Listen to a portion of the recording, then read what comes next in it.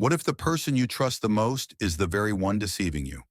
A wealthy and blind elderly woman lives peacefully under the care of her young caregiver until a devastating discovery changes everything. What seemed like a relationship built on trust turns into a painful betrayal. Years later, life takes an unexpected twist, and the two meet again in a surprising moment. Do you believe forgiveness can heal even the deepest wounds? Watch until the end to see how this emotional story concludes. In the quiet and elegant mansion located on the outskirts of Greenwich, Connecticut, lives Margaret, a millionaire woman in her 70s who, despite her wealth, knows solitude all too well. The large house she resides in, surrounded by vast gardens and guarded by high gates, is silent. The quiet is only occasionally broken by the soft rustle of leaves in the wind and the creaking of antique furniture that fills the interior of the house. For a woman who has experienced so much in life, the world around her is now nothing more than a vague shadow. Margaret has been blind for more than a decade. Even without her sight, Margaret is a sharp-minded and spirited woman. Her day begins early, with her caregiver Rose preparing breakfast. Rose is in her early 20s, a simple young woman from a poor family. She had been hired to take care of Margaret after the elderly woman's husband passed away 4 years ago, and since then, she seemed devoted to her work. The relationship between the two is peculiar. Margaret, though reserved, developed a special bond with Rose.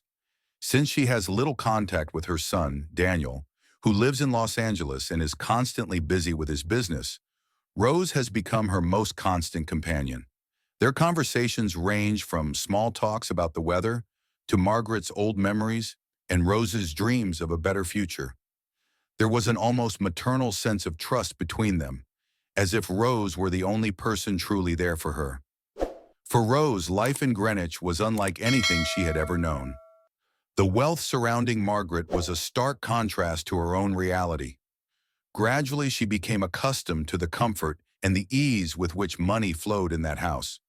However, something inside her began to change. Margaret's money always seemed within reach, and with the elderly woman's trust, Rose began to manage her finances informally as well. Margaret, on the other hand, trusted blindly, in the most literal sense, in Rose's honesty.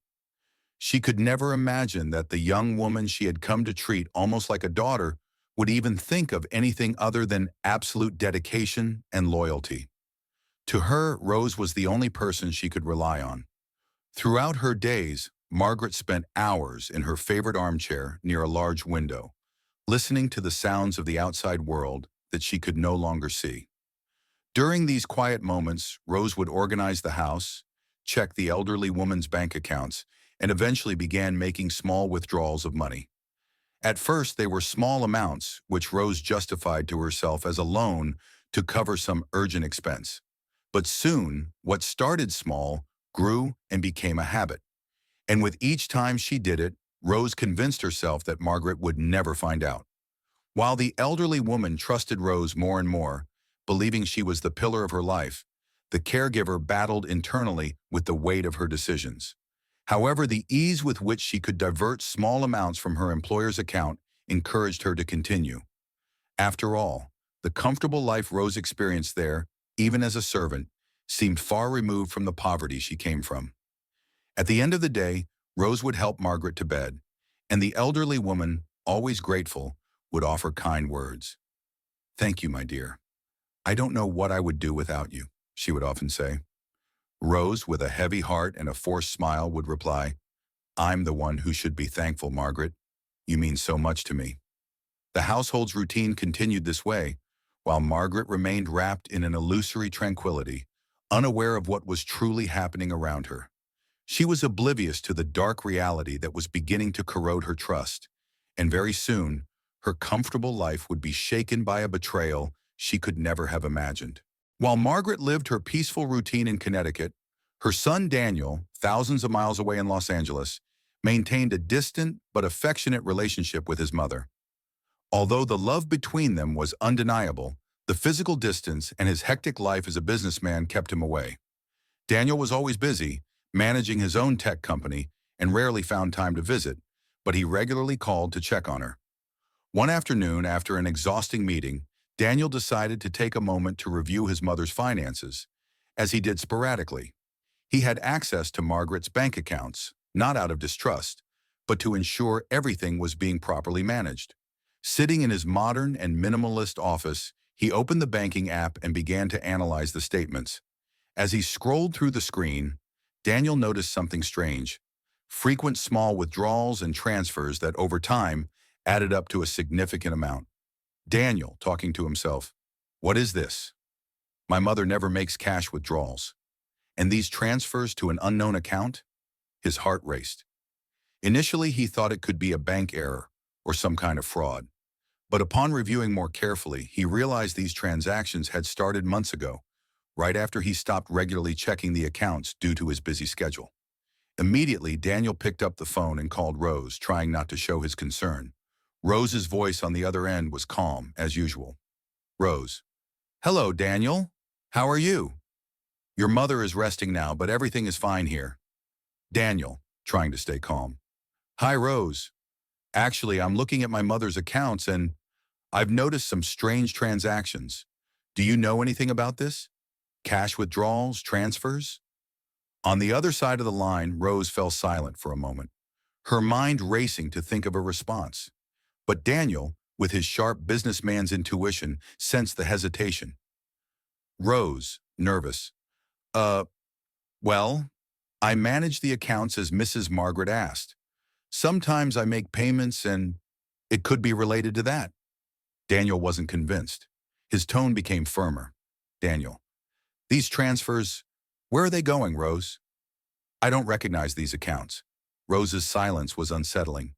He knew something was wrong, and his mind started to piece it together. Rose, hesitating, tried to divert the conversation, but it was too late. Daniel, coldly: "I'm taking the first flight to Connecticut. We'll talk in person." Rose hung up the phone, her heart racing. She knew there was no turning back. That same day, Daniel booked a flight to Connecticut.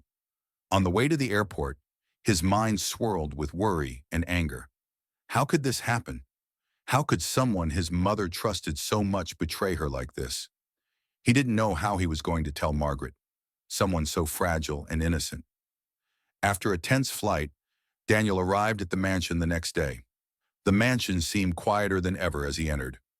Rose tried to act normally, but her nervousness was evident. He asked to speak with her in the living room, where the truth finally came out. With no other option, Rose admitted that she had been siphoning money from Margaret for months. She explained that it started with small amounts and that she was desperate, but Daniel wasn't interested in hearing excuses. Daniel, with restrained anger: "I trusted you.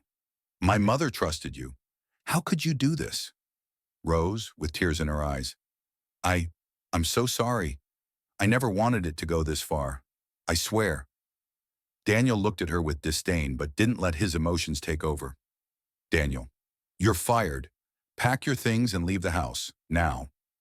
Rose left the mansion, defeated and ashamed. Margaret, unaware of what had happened, had yet to be informed. Daniel sat in silence, reflecting on how to tell his mother what he had discovered. He knew that no matter how he told her, it would break her heart. The morning after confronting Rose, Daniel was still in shock over the betrayal. He knew he had to tell his mother what he had discovered, but he was afraid of how she would react. Margaret had always been a strong woman, but time, age, and blindness had made her more emotionally fragile. He entered the living room where Margaret was sitting in her favorite armchair near the window, feeling the soft morning breeze. Her serene expression contrasted completely with the whirlwind of thoughts in Daniel's mind. Margaret: "Good morning, Daniel. I didn't know you'd be visiting so early." "What a pleasant surprise, my son. Is everything okay?" She smiled, clearly happy to see him, but her calmness only made the situation more difficult. Daniel hesitated for a moment, knowing that what he was about to say could shatter her peace. Daniel, in a calm but serious voice: "Mom, we need to talk. It's about Rose." Margaret's smile slowly faded, replaced by an expression of concern. She furrowed her brow, sensing the weight in her son's voice. "Margaret, what happened? Is she okay? Did she do something wrong?"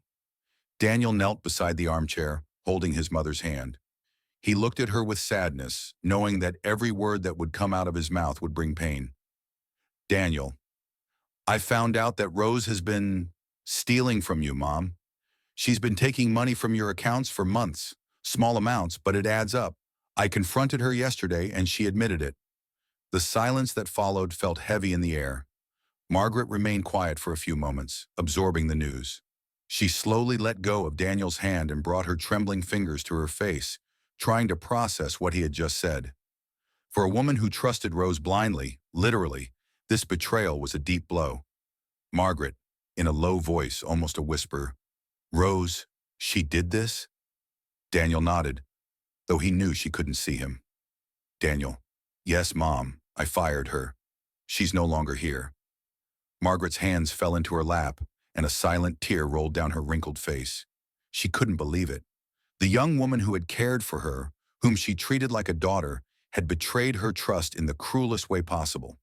Margaret, her voice filled with pain. "I trusted her, Daniel. She was with me every day. She was the only company I had. How could she do this?" Daniel's heart ached seeing his mother so vulnerable. He wanted to protect her from this pain, but he knew the truth had to be told. He tried to comfort her, holding her hands firmly. "Daniel, I know, Mom, but she betrayed you, and I couldn't let it continue. You deserve someone who will truly care for you without any ulterior motives. I'm here now, and we'll find someone else, someone we can trust." Margaret nodded slowly, still processing what had happened.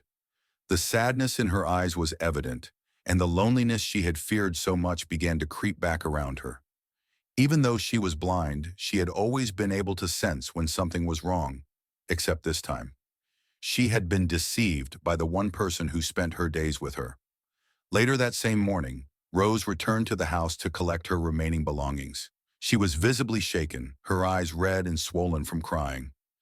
As she entered through the front door, Rose found Daniel in the hallway, his gaze cold and impenetrable. He guided her to the servants' quarters without saying a word. While she gathered her things, Margaret, surprisingly, asked to speak to her one last time. Rose hesitated but knew she owed this meeting to the woman she had wronged so deeply. Reluctantly, Daniel agreed and escorted Rose to the living room. Margaret was sitting in the armchair with a distant expression, but her voice maintained the calmness it always had, despite the obvious pain. "Margaret, Rose, could you come here, please?" Rose, tears in her eyes, approached slowly, feeling the weight of her guilt grow with every step.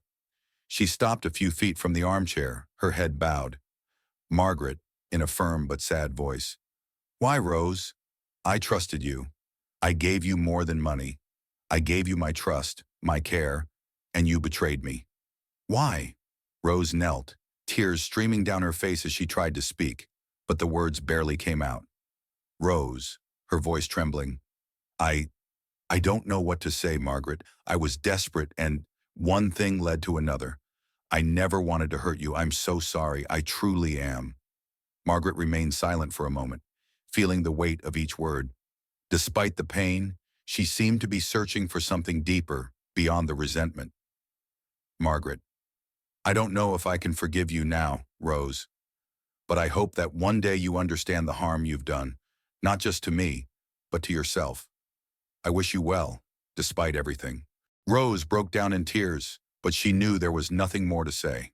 She slowly got up, gathered her things, and without another word, left the house.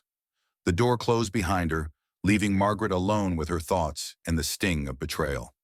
2 years had passed since Rose left Margaret's mansion, and their lives had taken drastically different paths. For Margaret, the period following the betrayal was one of mourning, not just for the lost money, but especially for the trust and affection she had placed in Rose. Since the incident, she had become even more reclusive, choosing not to hire another caregiver immediately. Her son, Daniel, started visiting more often and hired a trusted agency to provide temporary care, but no new caregiver stayed for long. The bond Margaret had with Rose had been broken, and the elderly woman couldn't open her heart to another person again. In the silent mansion, Margaret spent most of her time alone in her favorite armchair near the window, feeling the gentle breeze that blew in the mornings of Greenwich. She often reflected on the events of 2 years ago, still feeling the weight of the betrayal. Although she wanted to forget what had happened, the memories of Rose were difficult to erase. There was a mix of longing and sadness, and in moments of greater vulnerability, Margaret wondered if she had been too harsh. Meanwhile, Rose's life had become a true nightmare. After being fired by Daniel and thrown out of Margaret's house, she went from job to job, unable to maintain any stability. Carrying the guilt for what she had done, Rose never managed to rid herself of the emotional burden that haunted her. She tried to restart her life in another city, but the ghosts of her actions followed her. Her choices led her into a spiral of bad luck and worse decisions. Without money and desperate, Rose became involved with the wrong people. Her attempts to survive grew increasingly risky, and eventually she was arrested for petty theft and involvement in criminal activities. The arrest didn't come as a surprise to Rose, but was the inevitable result of a series of bad choices that began with the betrayal of Margaret. Inside the cold cell, Rose felt the weight of her decisions more than ever. She spent her days in complete regret, reliving the moments when she cared for Margaret, the peaceful days at the mansion, the sincere conversations they shared. With each memory, the regret deepened. The betrayal she had committed against the woman who trusted her was the greatest mistake of her life, and it ate away at her inside. Alone and without family, Rose had no one to turn to. Sitting in the cell, with her hands on her knees and her gaze empty, Rose muttered to herself. Rose, whispering, I should never have done that. What was I thinking? She trusted me, and I destroyed everything. It's my fault. I deserve this. Her nights were long and torturous, filled with thoughts of regret. Rose had distanced herself from everyone who could have helped her. She had no one to post her bail, no one to visit her or offer words of comfort. The sense of isolation, which she had imposed on herself, was almost unbearable. Meanwhile, Margaret, in her lonely mansion, lived through her own days of introspection. Despite her hurt, something inside her was beginning to change. She was a deeply compassionate woman, and time had given her the ability to reflect on the nature of forgiveness. In her conversations with Daniel, Margaret spoke less about the betrayal and more about compassion. Margaret, talking to Daniel. You know, Daniel, the hurt I felt because of Rose is starting to fade. I've been thinking a lot. We all make mistakes. Maybe what she did was unforgivable, but I can't live my remaining days with bitterness in my heart. Daniel, surprised. Mom, she stole from you. She betrayed your trust. I understand that you're a compassionate person, but some people just don't deserve forgiveness. Margaret, I understand, my son. And it's not about what she deserves. It's about what I need. Forgiving doesn't mean forgetting, but I don't want to carry this bitterness with me to the end. I need peace. Daniel, though understanding, didn't share the same sentiment. He still harbored great distrust for Rose and feared that his mother was being too generous with someone who had harmed her so deeply. Meanwhile, Rose's fate worsened. After weeks in jail, she received the news that her bail had been paid. She was stunned, unable to understand how this had happened. When she asked who had done it, the answer completely shocked her. Margaret. Rose, shocked. Margaret? No, that can't be right. Why would she do this after everything I did? In a state of shock and deep regret, Rose was released from prison. She was free but full of questions. Why would Margaret, the same woman she had betrayed, be the only person to extend a helping hand in her time of need? How could she deserve this forgiveness? Rose's mind swirled with doubt and guilt, but above all, she felt profound shame for having wronged someone so generous. As Rose walked out of the prison gate, her steps hesitated, and her breathing was unsteady, as if the newfound freedom was something hard to bear. She was free, but the weight of a past that seemed unbearable lingered. The shock hadn't entirely worn off. Rose couldn't understand.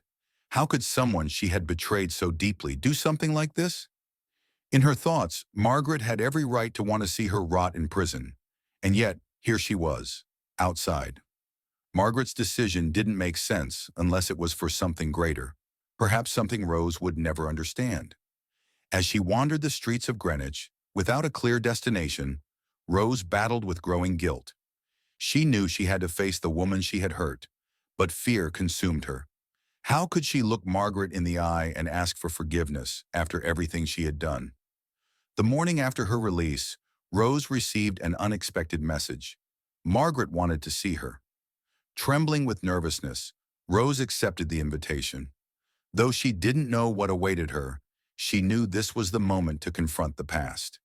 Even if Margaret only wanted to confront or humiliate her, Rose was willing to endure anything. The deep regret was consuming her. On the appointed afternoon, Rose headed to Margaret's mansion.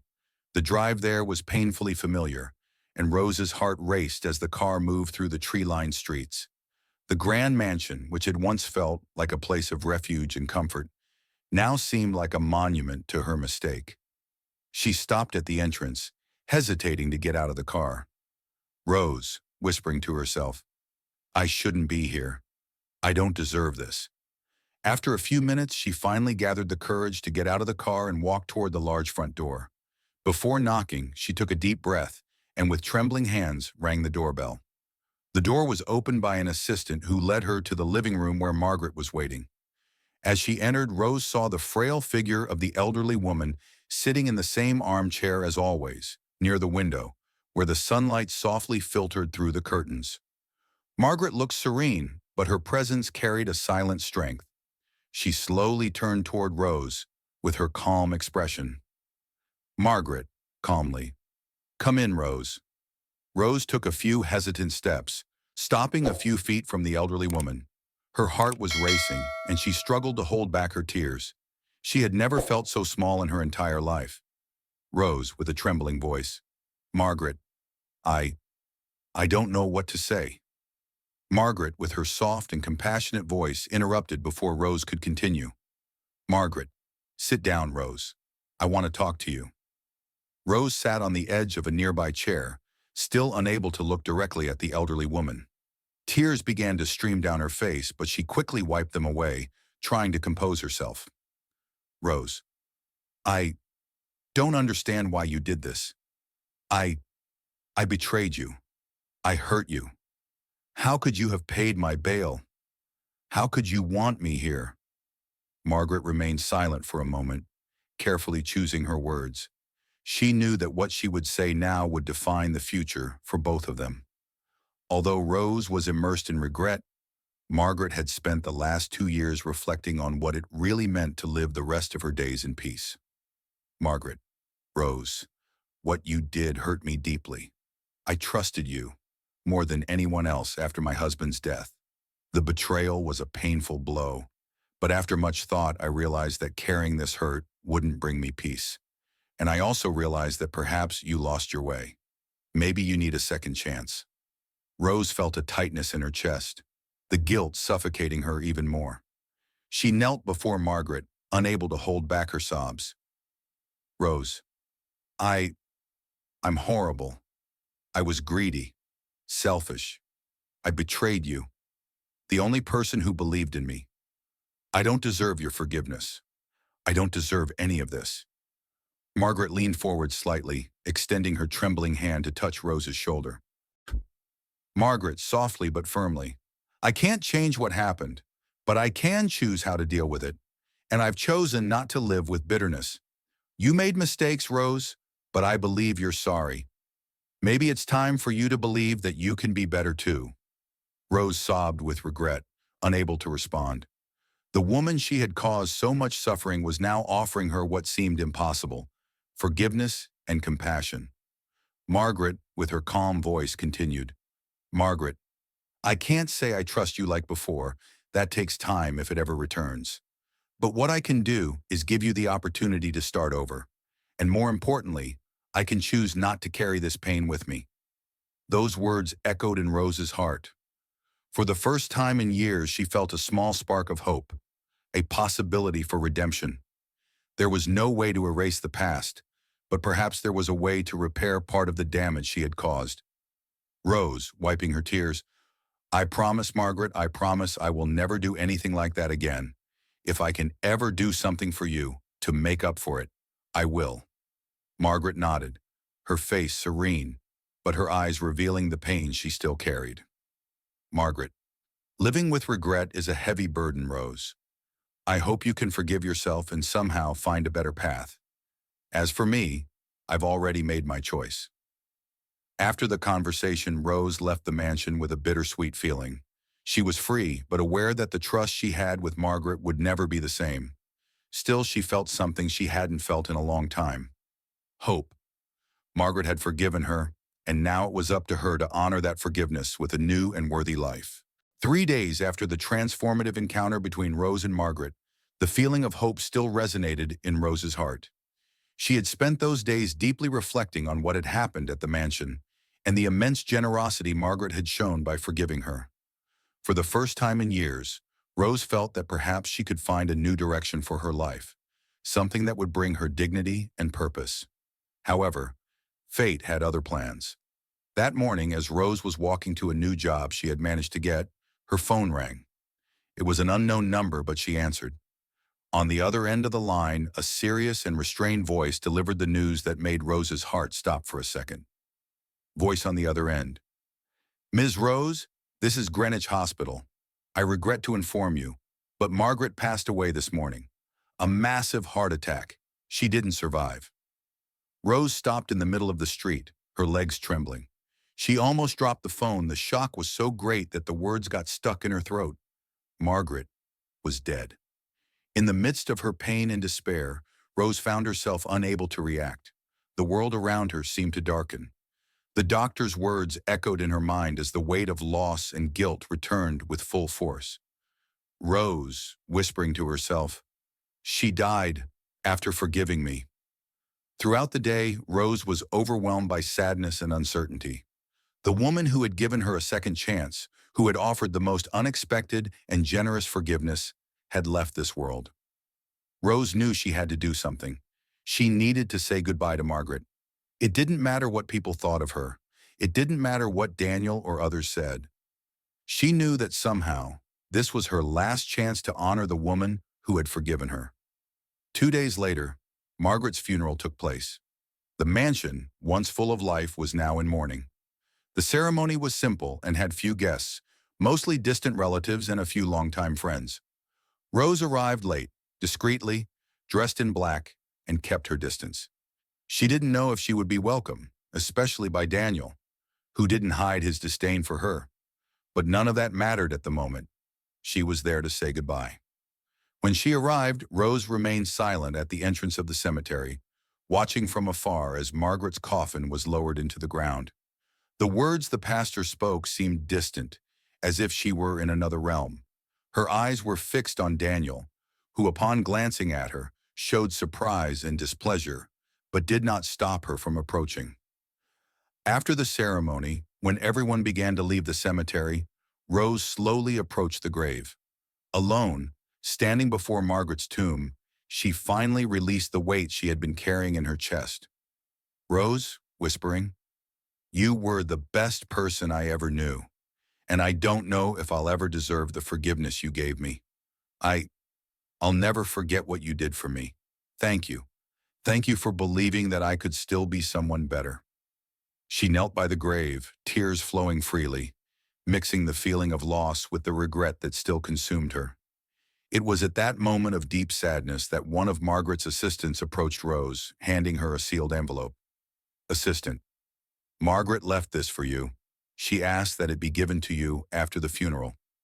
Rose took the envelope with trembling hands, unable to believe it. A letter from Margaret, written before her death.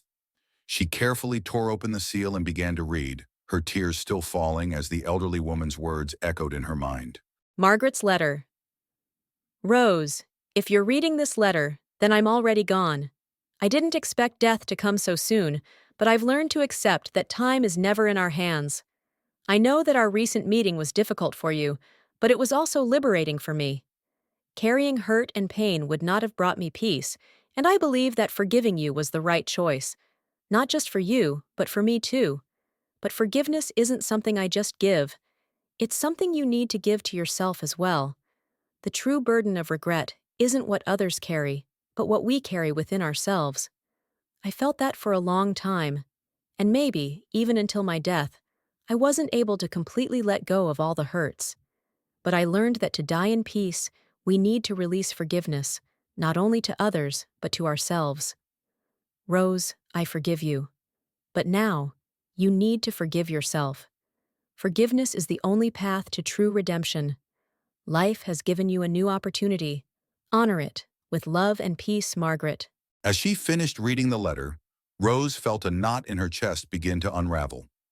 Margaret's words were both an invitation and a challenge to forgive herself.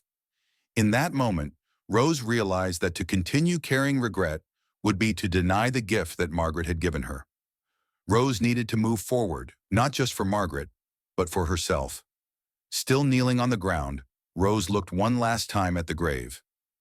Rose, in a soft, determined voice, I will do what you asked. I will forgive myself. And I will live a life that honors the forgiveness you gave me. Rest in peace, Margaret. I will never forget you. With that, Rose stood up, feeling lighter than she had in years. The sadness was still there, but something else had settled in her heart, a new beginning. Turning away from the grave, Rose walked toward the cemetery exit, determined to rewrite her story and honor the legacy of forgiveness and compassion that Margaret had left her. If you enjoyed this emotional story and want to see more content like this, don't forget to subscribe to the channel.